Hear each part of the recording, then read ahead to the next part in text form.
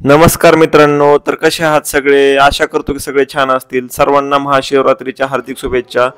तर आज आम्ही महाशिवरात्री निमित्त धाराशिव जिल्ह्यामधील एकदम असं पारंपरिक असं जागृत देवस्थान आहे खानापूर येथे आज आम्ही आलेलो आहोत। तर मित्रांनो, गर्दी खूप होती, त्याच्यामुळेच आम्हाला टाइम लागला दर्शनाला। दर्शन सुरळीत झालं। बघू शकता आपण किती लोक आहेत।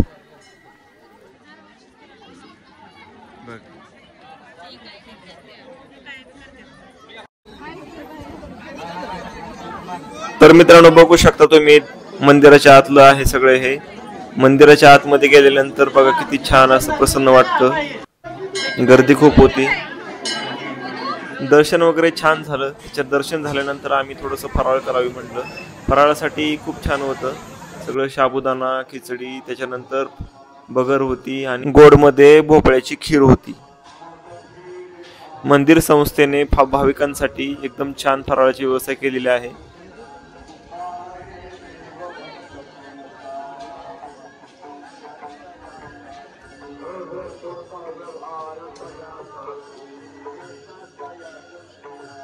तर मित्रांनो, आमचा छोटासा मिनी ब्लॉग कसा वाटला हा कमेंट करून नक्की सांगा आणि प्रतीक्षा सुजित ब्लॉग्स या YouTube चॅनेलला नक्की सबस्क्राइब करायला विसरू नका।